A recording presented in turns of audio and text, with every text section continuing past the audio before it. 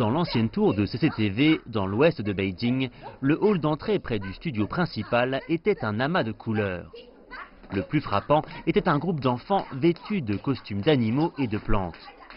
Ces jeunes danseurs de la troupe Blue Sky Art présenteront jeudi au public chinois, la veille du Nouvel An lunaire, une danse en groupe vibrante. Pour cette occasion importante, ils se sont entraînés et préparés pendant des mois. La plupart d'entre eux sont déguisés en poules et en chiens, les animaux du zodiaque de l'année qui prend fin et de la nouvelle année. Pendant la diffusion en direct, les danseurs seront rejoints par une équipe de 6 artistes canins. Sur les instructions de leur maître, ils devraient réaliser des acrobaties spectaculaires. Aux côtés des jeunes danseurs, ils feront preuve d'agilité et d'intelligence et salueront le public chinois à leur manière. En fait, je ne suis pas un dresseur professionnel. J'aime simplement les chiens et je les considère comme mes enfants.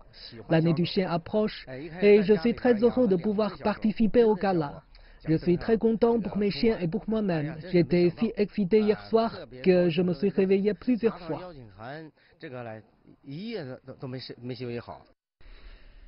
Un autre succès potentiel du gala, c'est le spectacle de danse de la province du Sichuan, dans le sud-ouest de la Chine. La chorégraphie a été inspirée d'une tradition ancienne et se concentre sur les chaussons de soie brodés de femmes locales.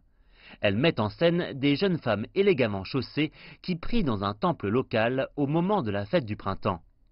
Étonnamment, les 120 danseurs sur scène compteront des dizaines d'interprètes masculins.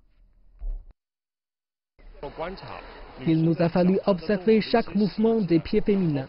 Chacune de leurs rotations et de leurs postures sont capturées et imitées avec nos mains.